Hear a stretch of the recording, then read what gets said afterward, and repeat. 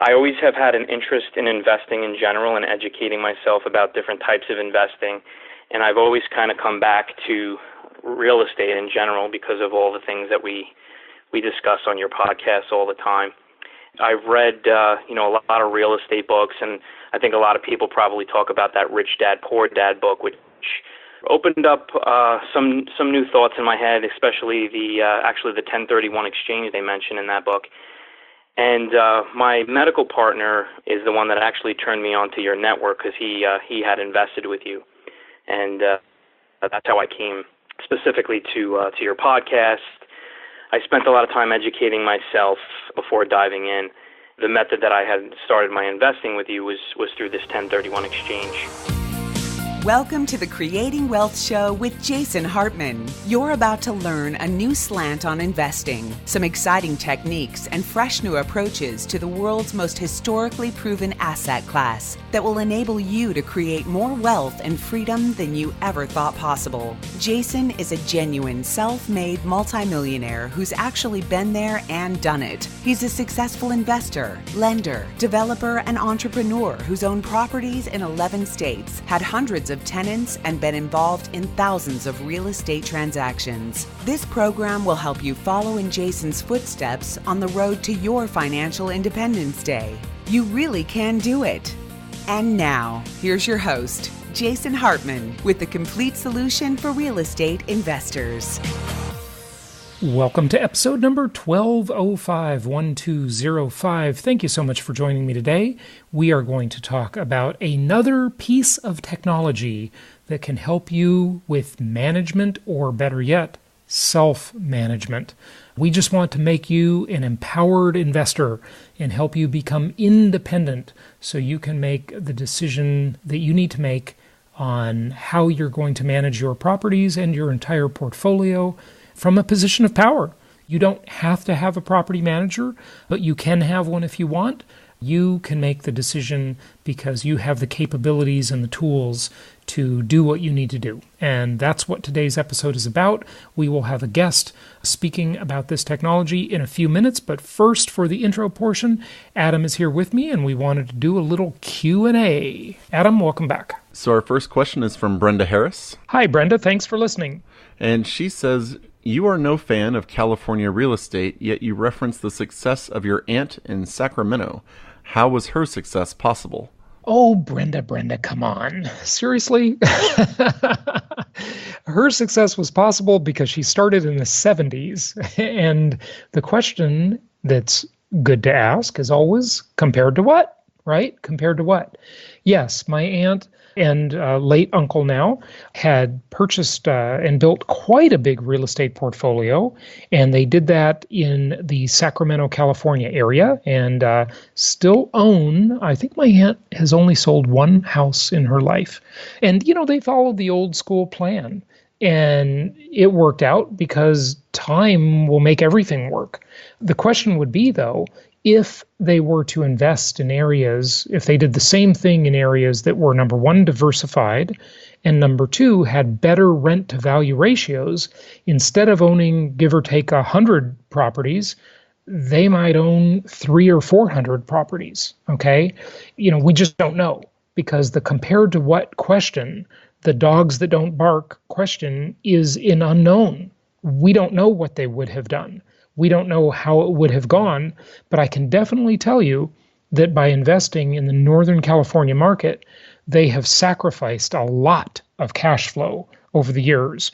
Now, I don't know what the rent-to-value ratios were in the 70s when they started investing, or even really in the 80s, even in the 90s, I would have to speculate a little bit.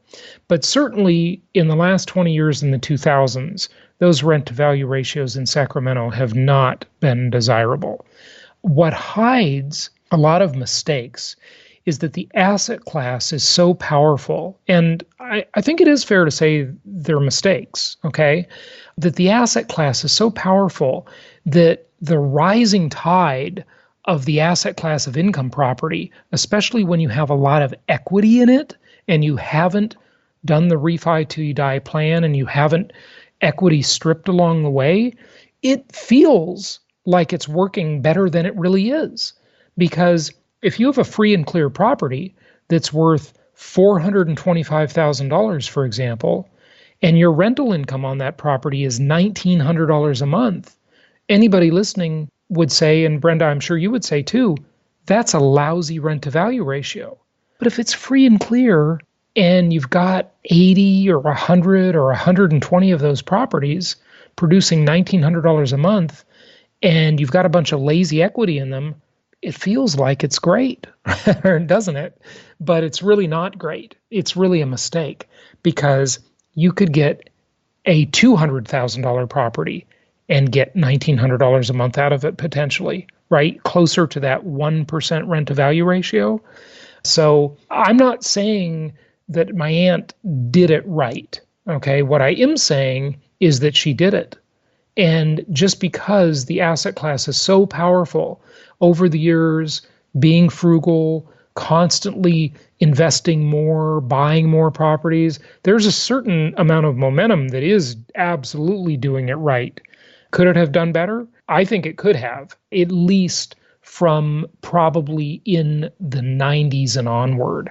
Before that, the rent to value ratios may have been actually quite good in that area. I just don't know. I don't have the data. I hope that makes sense as an answer. Adam, does kind of being on the sidelines and quarterbacking that question and that answer, does that make sense to you? Yeah, it makes sense. I just had a quick follow-up question to that. How is your quest to convince your mom to sell any of her properties going? Oh, not very well. My mom and my aunt, they grew up in the Great Depression. Well, my mom was, she's too young for that. But my aunt is older. My aunt's 10 years older than my mom. Okay. And so they saw that. Their parents, my grandparents, definitely were very impacted by the Great Depression. They were having kids during the Great Depression. They had that mentality that was the right mentality before 1971 when the game changed. The mentality was save for the rainy day, buy and hold. And I still believe the buy and hold philosophy as long as that rent to value ratio stays somewhere in line. When it gets out of line, I believe in the buy and 1031 exchange for better rent to value ratio properties. Okay, that's what I believe, and I've done that myself several times, and so have many of you listening, of course. So you want to constantly be making sure that your equity doesn't get lazy, that you are doing 1031 exchanges to optimize your rent to value ratios, maximize cash flow, and maximize good quality long-term investment grade debt on your properties so that you get to take advantage of what we call inflation-induced debt destruction. And the next question we have is from Roger. And Roger said he would like for you to address large CapEx expenses and how you account for them, or if they're accounted for in the 4% reserves that you recommend. Good question. So here's the problem. We have talked throughout many years about this idea that real estate, income property, it's messy. It's a little hairy, okay? Everything is very fragmented. And to answer this question, it's no exception. We always say embrace the fragmentation. The fact that it's so fragmented is why the opportunity is here. If it was as simple and unfragmented as the financial markets, as the stock market, where it was a largely perfected marketplace because there wasn't any play, so to speak, in what a stock price is and what you can buy it for and what you can sell it for at any given time. That is a quantifiable thing. There's no judgment call to that. The price is the price. Take it or leave it. Okay? With income property, though, it's much more fragmented. And the problem with putting CapEx on a pro forma is this. When you buy that property, I don't know exactly what you bought. Okay? So I don't know if you bought a brand new house or if you bought an older property, and if you bought an older property, what level of rehab was done on that property? It's very fragmented. Every local market specialist, and not just that, every specific property itself are different. They're doing different rehabs on different properties. They do different rehabs in each market. Some do this massive rehab where they go through and kind of replace everything. And you're going to pay a premium for that. You're going to pay a higher price for that house. Some do what I'll call the lipstick on a pig, okay, where they just kind of make it look good and they don't do much. And you'll get that house at a much lower price, but you will end up paying for it later, ultimately, because not everything was replaced and rehabbed, if you will. So, the major systems in a house, the plumbing, heating, and electrical systems, heating, of course, is a generic term. It includes air conditioning, HVAC, we'll call it, and the roof, right? These are major items, and they're expensive. And you definitely need to plan for them. The 4% reserve question that you asked should be combined with the maintenance cost that is in the pro forma. And what we instruct, and we constantly catch them, but we don't catch everyone. So I want to make you your own best advisor, okay? We don't catch everyone. We instruct our local market specialist to increase the repair and maintenance cost if the property is older. And we have a couple metrics for that, where if it's, I don't have the chart in front of me, but if it's older than, say, 2000, just as an example, you have to bump up that repair and maintenance cost as a monthly percentage of income. And if it's brand new, it can be lower. And if it's even older, maybe before 1980, then you have to increase it even more. Do they always do this and listen to us? No, they don't. It is a constant job to keep track of them and keep track of every property. So become your own best advisor. Look at your inspection reports very carefully. If there is one thing you definitely want to read carefully, it is your inspection report, to know about the physical nature of your property and what you're buying. And don't be afraid to get estimates or quotes on any scope of work items that come up in that inspection report. And don't be afraid to ask our local market specialist, in essence the seller, or at least the broker to the seller, to fix items and bring them up to snuff for you and pay the very low cost of a reinspection, where that inspector comes back, takes another look, and they make sure that these punch list items that you raised are actually done, that the work is actually completed. So I hope that helps answer the question. But again, it can't be answered directly. Definitely have at least 4% of the value of each of your properties in reserve for any contingency items. Might be a repair item, might be a vacancy, it might be an eviction, whatever. At least 4% in reserve, maybe a little more. 4% is the minimum. So if you have a property portfolio and say you have 10 $100,000 properties in that portfolio, I want you to have at least $40,000, 4% of that $1 million, in the bank, in reserves. I don't want you to touch it except for these contingency items that I just mentioned. You do not spend that money for any other purpose. That money is earmarked for your property contingency plan. And I also think it's important, Roger, whenever you're purchasing a home, especially through our network, that you ask the local market specialist just straight off, I want a scope of work for what you did and when you did it to this property. So that way you know, okay, they replaced the roof, it should last this long.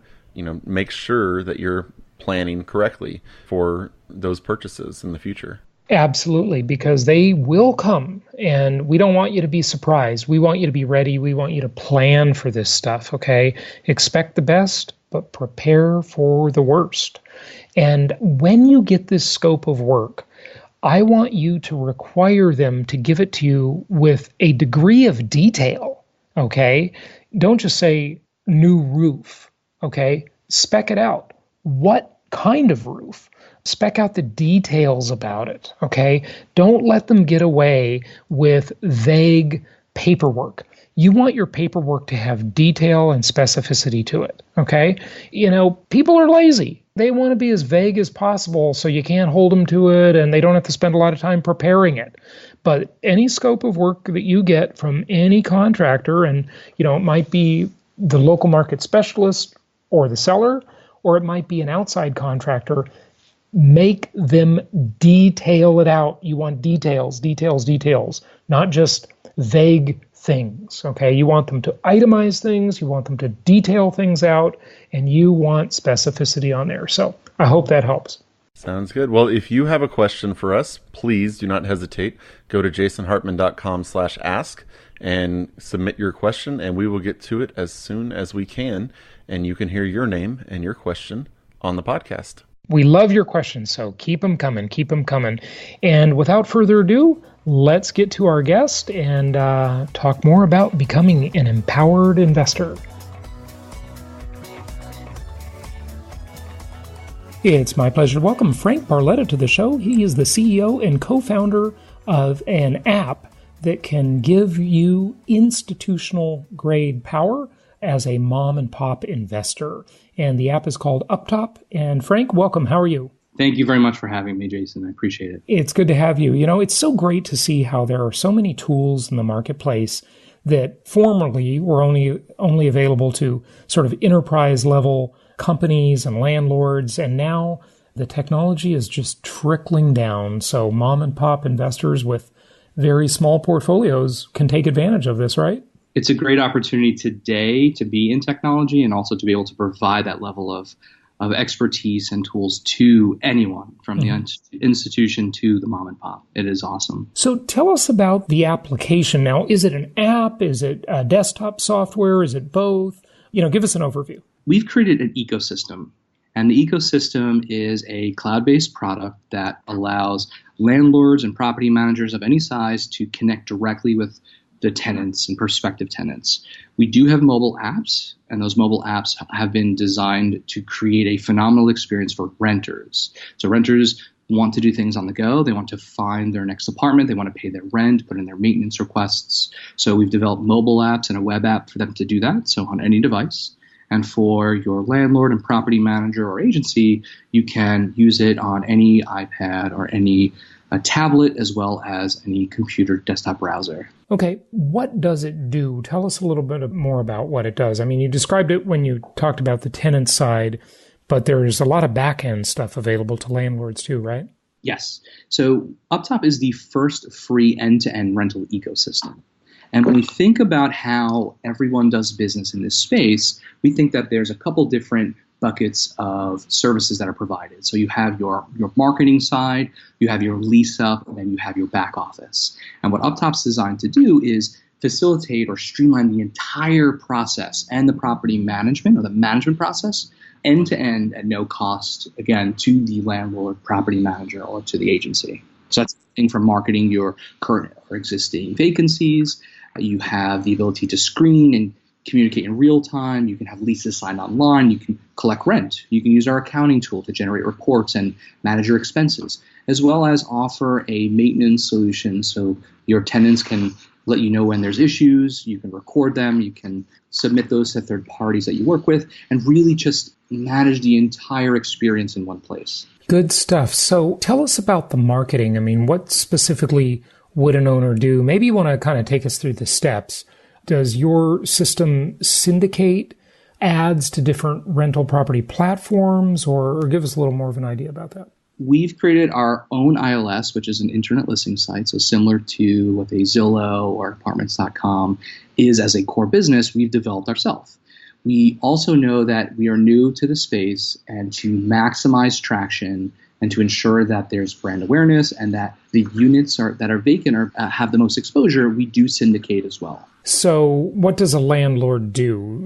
They sign up for your service, I guess, at the website, right? Correct. Okay. So they would sign up, they go through an onboarding process, and if they're looking to list their vacancies, they list similar to any other ILS. They put all of the information that they believe is important for any prospective tenant to know right into our app, and they push publish to Marketplace, and it will send out to all of the different places that you would want them to go to, as well as through our own channels. LiveUpTop.com is an ILS that renters are finding in various cities, growing in 30 states, and we're able to attract tenants as well as same thing. We want to make sure that we get maximum exposure by pushing out to other places as well. I assume that includes pictures and maybe videos or virtual tours? Exactly. Okay. Description, amenities, all of the important things that are necessary. And what's really great about us is, as a tech company, there are things we may not know. So we like to have a close relationship with our clientele so they can tell us the things that they see, the things that they feel are important or would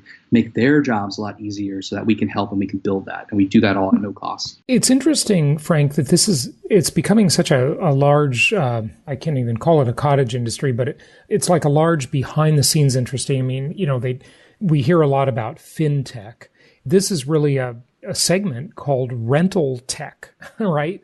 Kind of tell us who some of the big players are in the rental tech market and what makes UpTop different. So the rental tech focus is really a new focus. And unfortunately, the market is very segmented. If you think about how everyone does business today, you have your needs for an ILS. You have to list your vacancies. There are tools for communication. There are tools for online lease signings. There's different property management softwares. There's different maintenance tools, different types of fintech products to collect rent. There's so much that's out there. What we want to focus on is resegmenting that whole space and transforming it into, instead of having to pay for software and use several things that you don't need, go to one place and not pay for something that you do need.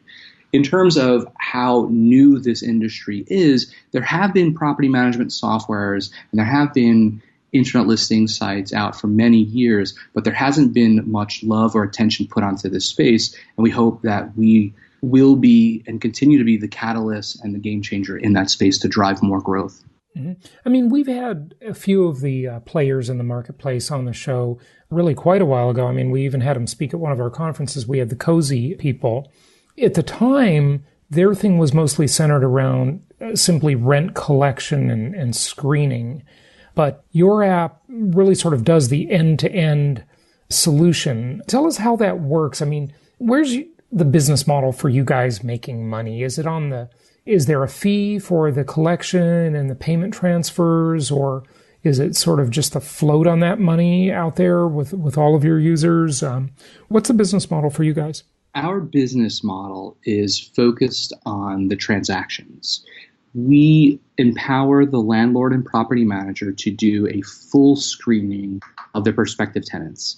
There's a cost of doing that business. So obviously, if you wanted a credit and background check, there's a cost to the bureaus like Experian and TransUnion and these different vendors. So we have a small fee on top of that to resell the service. And if renters want to pay their rent online instead of paying with paper check, they can either do credit card, debit card, e-check, ACH, and there is a small convenience fee that allows us to continue to grow our business. Mm-hmm. It's a lean model, and while you've mentioned Cozy, which is a great tool, and that does focus on a few things, I want to emphasize that doesn't resegment how people do business. It just adds additional tools that are necessary. Mm-hmm. What we focus on is improving bottom lines. And if I can say, we are innovators in the space by allowing everyone to abandon their current way of doing business for a new process that's going to make their operations much smoother, save them time, save them money, and make them money. I think that's a conversation that hasn't been had before, and that's something that I'm welcoming and putting a big emphasis on. Yeah, good stuff. So property management companies are using your system, and then individual owners are also using it, right? Yes. Okay. Is there any distinction that you want to share about the way a manager would use it, a management company versus an individual? Really depends on the organization themselves. So your typical property managers have several clients. The ability to onboard their clients and their portfolios as easy as possible is key. So we'll say property manager A has 10 clients. Each client has their own bank accounts. Each client has their own portfolio.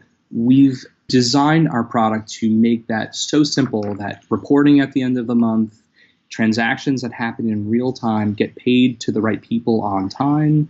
We've made it so that everything is very seamless. And if they have clients that want to log in and see what's going on or just be responsible for approving who joins their community, that is something that we've done and enabled. Mm-hmm. For your independent property owner or manager, say property owner here in this scenario, they're welcome to go in, use the tool on their own, at their own pace. They get all of the support that they need from our team, chat with us, talk to us. We provide as much guidance as we can. And it's really designed to help them save a lot of time and money in the operations aspect. Being a landlord is not easy. Being a property manager is not easy. So making it so that their time can be reallocated to improving their practices and making their product better and just enjoying the things outside of work, I think is very, very important, or I believe is very important. So that's something that we wanted to put a lot of emphasis on as well. Mm-hmm. So are there any geographical restrictions, or does it work nationwide in the U.S.? Nationwide, currently in 30 states and growing. Okay. Why is it in 30 states only? Is it because I mean, it also drafts leases and managed leases. I want to ask you about that, but is there a reason it's not in every state yet? Just coming out of stealth this year. Mm-hmm. So thankfully, with our early markets, we focused and we're able to grow from there. I would say give us another 12 months and we'll see how many more states we can get into. Yeah, I mean, 30 states is definitely impressive. But the reason I ask that question is it's a platform, right? So why wouldn't it work anywhere? I'm just kind of curious about that. Is there a legal issue or no, not at all. Okay. It's mainly marketing and just outreach. Okay. There's no limitation on geographic. It was more that's where we've been able to do business so far and grow so far. The opportunity is everywhere, so expect us to keep going. Sure. So if someone uses your system in some state in which you're not sort of open yet, it'll still work, right? I mean, it's a platform, right? Yes, there's no limitations. We have people that take our system, they set it up, they're in other countries traveling, and they're managing their business on the road. So really, there's no limit to what can be done. Yeah. Good stuff. And when you say their business, I just want to distinguish, of course, real estate investing, like any endeavor, is a business, but it's not really a business in the way that some might think of it. It's, an investment portfolio. So they're managing their portfolios on the road, right? How does it handle the leases? Do you have sort of standardized lease documents in there and other tenant documents? And it does it through a signing platform like a DocuSign? Or tell us a little bit about that, how it handles leases. Our system we're not a legal company. Uh-huh. So our system's not designed to provide legal expertise or boilerplate templates. What we do allow is for your property owner or manager to use their own leases and we encourage to get from their own legal counsel to utilize our online lease signing tool to have it uploaded, have your forms ready to be e-signed, and for the transaction to happen within the platform. Okay. Great. So they can upload their own leases and just make it all work from there and do it via e-signing. Awesome. Another thing that just frustrates owners and tenants when owners can't take care of it easily is maintenance issues. So how does your platform handle that? A couple different ways. Renters can go on our mobile apps, enter their account, and submit a maintenance request on the fly. They take photos, can take a video, can put in all of the details that are required to let the landlord or property manager know, hey, I'm having this issue, please help. Grant permission to enter the unit, all of the details that are really important. We also provide a free hotline, which is built on our back end with some AI that listens to the phone call, automatically knows who the tenant is, assigns the transcribed maintenance request to the account that it's appropriate for, and also includes a voice recording so that if any maintenance person or team member of the property management side listens to it, they know exactly what's going on and they don't miss a detail. That's pretty cool. Yeah. It's also designed to know who the vendors are, who your contacts are. So if you have a specific plumber that you want to have all the maintenance requests go to that are plumbing, you can also have it assigned and auto-assigned. Same thing goes for electricity and appliances, or if you have a general super, you can do that as well. So it's versatile and obviously growing. The focus is really on making the process a little bit more streamlined, a little more automated, and much more to come from that, of course. Excellent. So I was going to ask you about the way it engages with the contractors and the service providers. Are any of those people on the platform already? And does it do anything with that, if you will? And I don't exactly know what question to ask you or how to phrase that, or is it strictly the maintenance people that each individual owner or manager put in their network, or is there a network already? At this time, it is focused solely on the vendors that are being used by the individual account holders. Got it. However, anything is possible. Yeah. Okay. Good stuff. Anything else you want people to know? Maybe any questions I didn't ask you want to just share? I want to put emphasis on UpTop being a tech company and not a real estate company. And the reason for that is we work with industry professionals and industry leaders to learn and ensure we're continuing to innovate. And through our technology process and ability to develop enterprise-level software, we want to continue to add value to the market by working with as many people as we can and taking a different approach than what's currently out on the market. Excellent. And give out the website if you would. liveuptop.com. Please visit. Would love to work with you. Frank, thanks so much for joining us and keep up the good work. Thank you very much for your time. I really appreciate it. Thank you so much for listening. Please be sure to subscribe so that you don't miss any episodes. Be sure to check out the show's specific website and our general website, hartmanmedia.com, for appropriate disclaimers and terms of service. Remember that guest opinions are their own, and if you require specific legal or tax advice or advice in any other specialized area, please consult an appropriate professional. And we also very much appreciate you reviewing the show. Please go to iTunes or Stitcher Radio or whatever platform you're using and write a review for the show. We would very much appreciate that.